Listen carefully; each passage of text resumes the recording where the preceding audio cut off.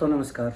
दोस्तों मैं सतबीर सिंह अपने YouTube के भारत लिंक ग्लोबल चैनल पर आपका स्वागत करता हूं। दोस्तों अभी 2 दिन पहले डूसू के चुनाव हुए हैं।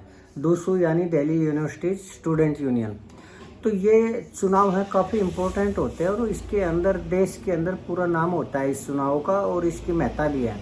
वो महत्ता इसलिए है इसकी कि ये जब चुनाव होते हैं तो दिल्ली यूनिवर्सिटी के तहत आने वाली जितनी भी यूनिवर्सिटी हैं वो उन सभी के इसके अंदर भाग लेते हैं, बच्चे भाग लेते हैं और इस चुनाव के अंदर जो भी विजेता होते हैं उनको 20 लाख रुपए का फंड मिलता है। 20 लाख रुपए का मतलब ये है कि 4 पद होते हैं और हर एक जीतने वाले को 5-5 लाख रुपए मिलते हैं। लेकिन ये उनके निजी खर्चे के लिए नहीं होते, ये खर्चे होते हैं कि जो यूनिवर्सिटी के अंदर कल्चरल प्रोग्राम है या और कोई समस्या है उसके ऊपर खर्च करने के लिए, और ये दिल्ली यूनिवर्सिटी जो विजेता है उनको देते हैं।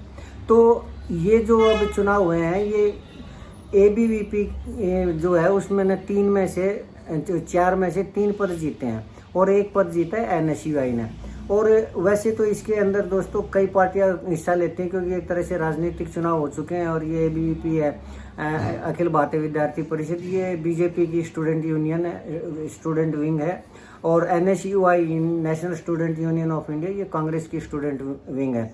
हालांकि इस चुनाव में हर बार इन्हीं 2 स्टूडेंट यूनियन का ही बोलबाला रहता है, इन्हीं का प्रत्यक्ष अप्रत्यक्ष रूप से रोल रहता है। बाकी अब की बार भी जैसे आम आदमी पार्टी की स्टूडेंट विंग थी उसने भी हिस्सा लिया था, लेफ्ट की थी उसने भी हिस्सा लिया था, निर्दलीय भी खड़े हुए थे, लेकिन उनका इतना ज़्यादा वो महत्व नहीं होता है। इसलिए इसमें ज़्यादातर यही माना जाता है कि ये चुनाव है वो ABVP और NSUI के बीच में ही होते हैं और हर बार मुकाबला होता भी ऐसे। क्या चलिए, लेकिन दोस्तों अब इसमें से जो 3 उम्मीदवार जीते हैं ABVP के और 1 जीता है NSUI का, तो अब इस चुनाव के ऊपर कैंसिलेशन की तलवार लटक चुकी है, यानी ये चुनाव कैंसिल हो सकते हैं। दोस्तों आप सोच रहे होंगे कि मैं ऐसा क्यों कह रहा हूँ, तो मैं ऐसा इसलिए कह रहा हूँ कि दिल्ली हाई कोर्ट की एक खंडपीठ में ने जिसके अंदर जो दिल्ली हाई कोर्ट के चीफ जस्टिस थे वो एक तो वो थे और एक वो Devendra Upadhyay ji chief justice of Delhi high court, और एक जज और हैं वह तुषार राव गडेला जी।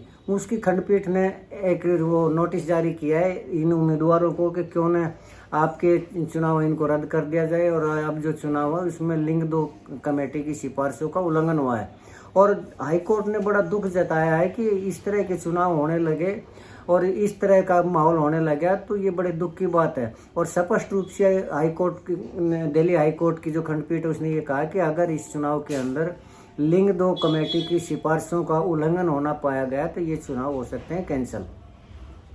अब आप सोच रहे होंगे कि ये लिंग 2 कमेटी है, ये क्या है और इसकी सिफारिशें क्या और ऐसा क्यों हुआ कि उसका उल्लंघन दिल्ली हाईकोर्ट को ये लगा कि उसका उल्लंघन हुआ है, और अगर उल्लंघन हुआ है तो ये चुनाव कैंसिल कैसे हो सकते हैं। तो मैं बताता हूँ लिंग 2 कमेटी। दोस्तों डूसू के चुनाव इतने इम्पोर्टेंट होते हैं कि पूरे देश की सभी राजनीतिक पार्टियों की नज़र इसके ऊपर होती है। तो ऐसे में इस चुनाव के अंदर धनबल का, बाहुबल का और क्रिमिनल का प्रयोग होना छोटी मोटी बात है, मामूली सी बात है। तो इन्हीं चीज़ों को रोकने के लिए कांग्रेस सरकार ने 2006 में एक कमेटी बनाई और उन्होंने ये कमेटी इसलिए बनाई कि भाई किस प्रकार इन चुनाव में सुधार किया जा सकता है और ये जो धनबल और बाहुबल और क्राइम जो है वो कैसे रोका जा सकता है। तो उस कमेटी के जो अध्यक्ष थे वे थे लिंग 2। ये लिंग 2 JM लिंग 2 इनका पूरा नाम, और ये 2001 से लेकर 2004 तक भारत के मुख्य निर्वाचन अधिकारी हुआ करते, वो चीफ इलेक्शन कमिश्नर हुआ करते देश के। तो उनको 2006 में इस कमेटी का वो अध्यक्ष बनाया और उन्होंने अपनी सिफारिशें दी।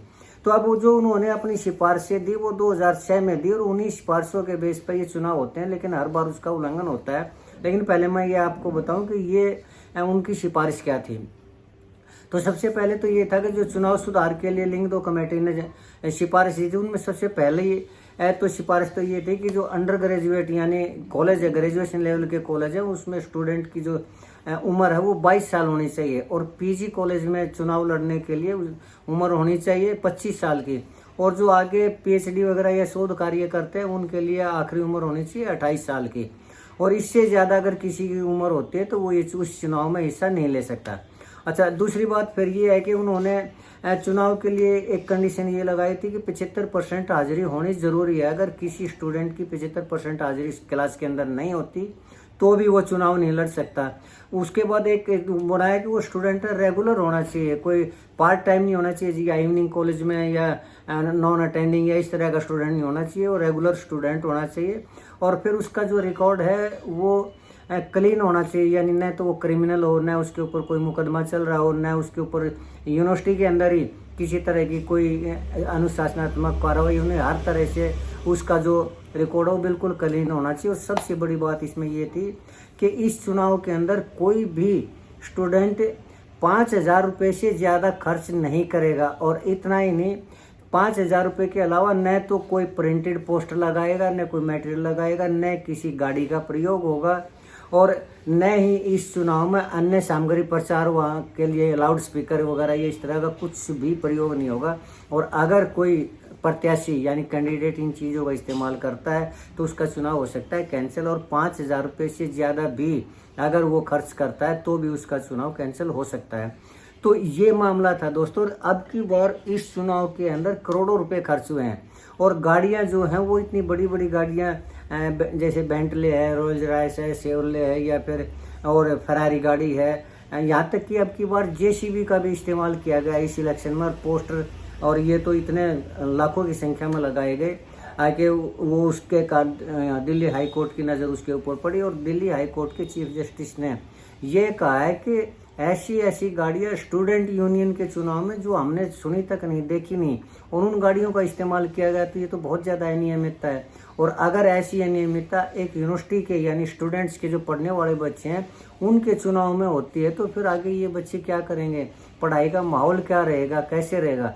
तो इसमें दिल्ली हाई कोर्ट के खंडपीठ ने मैंने बताया कि जिनके जो chief justice of Delhi high court है देवेंद्र उपाध्याय जी, वो और एक और अन्य जज है तुषार राव गेडेला जी, उनकी खंडपीठ ने नोटिस जारी किया, और उसमें ये जांच के लिए कहा है कि ये जांच की जाए। और ये नोटिस जारी जो तीनों उम्मीदवार एबीवीपी के उनको और एक उम्मीदवार एनएसयूआई का उनको जारी किया, उनको जवाब देना पड़ेगा कोर्ट में, ये साबित करना पड़ेगा कि ये लिंग दो कमेटी की जो सिफारिश है उनका उल्लंघन नहीं हुआ।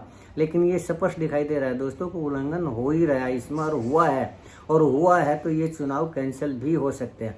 लेकिन अब बात करना चाहूँगा दोस्तों मैं अपने अनुभव की। तो मेरे हिसाब से हालांकि हाई कोर्ट का मामला, खंडपीठ का मामला, वो कुछ भी कर सकती है, लेकिन अमूमन क्या होता है या क्या हो सकता है वो मैं अपना आइडिया लगाना चाहूँगा। कि पहली बात तो ये जो चुनाव है ये 1 साल के लिए होता है, 1 साल भी नहीं बल्कि 11 महीने का ही होता है, क्योंकि 12वें महीने के अंदर तो चुनाव हो ही जाता है। और कोर्ट के अंदर जब मामला जाता है ना वो लंबे खिंचते हैं, क्योंकि कोर्ट के पास वो भी केस होते हैं, सिर्फ यही तो केस होते नहीं। और ये जो विधानसभा के या जो दूसरे चुनाव होते हैं एमपी के, एमएलए के, जिला परिषद के, इन्हीं के अंदर अगर किसी तरह कोई सिफारिश अनियमितता होती है और उसकी शिकायत की जाती है तो उसमें रिजल्ट जो उसका फैसला है वो 5-5 साल के बाद आता है। तब तक तो अगले चुनाव शुरू हो जाते हैं, और उस जब 5-5 साल उसमें लग जाता है तो ये तो चुनाव ही 1 साल का है। 1 साल को तो बिताना चुटकियों का काम है।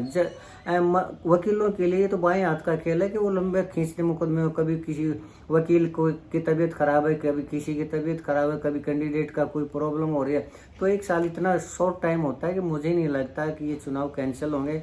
हालांकि अगर तत्पर कार्रवाई करती है दिल्ली हाई कोर्ट तो हो भी सकता है, लेकिन मैं अपने अनुभव के आधार पर कह रहा हूँ कि ऐसा कुछ नहीं होगा। हाँ, चिंता जो जताई है वो एक अच्छी पहल है, एक अच्छी बात है, और उस चीज़ के लिए दिल्ली हाई कोर्ट वो साधुवाद की पात्र भी है, क्योंकि स्टूडेंट वहाँ पढ़ने जाते हैं, लेकिन ये पढ़ाई की बजाय जो राजनीति करते हैं या और इस तरह की गतिविधियों में शामिल होते हैं वो निंदनीय तो है ही है। लेकिन इस मामले में क्या होगा, कैसे होगा, मुझे नहीं लगता कुछ होगा। हाँ, लेकिन ये अगर ज़्यादा से ज़्यादा फैसला आ भी गया, अगर पहले भी फैसला आया तो आपको पता है कि बीजेपी का राज है, और बीजेपी जो क्या कुछ कर सकती है तो अभी पिछले दिनों भी साबित हुआ है कि एक सरपंच के चुनाव में भी ईवीएम की गड़बड़ी या इस तरह के जो है, तो ये तो दिल्ली यूनिवर्सिटी के उसमें तो चाहिए, तो छोटी सी चीज़ है, कुछ भी हो सकता है। लेकिन मेरे हिसाब से अगर रिजल्ट आया तो यही होगा कि सुप्रीम कोर्ट है वो दिल्ली हाई कोर्ट है वो फटकार लगा देगी, और आगे से चुनाव में इस तरह करना हो उसके लिए कड़ी चेतावनी जारी कर देगी। तो कैंसिल का तो मुझे नहीं लगता कि ये चुनाव कैंसिल होंगे। बाकी हाई कोर्ट का मामला, हाई कोर्ट जाने क्या होगा, कैसे होगा, ये उनकी बात है दोस्तों। तो आज के लिए इतना ही।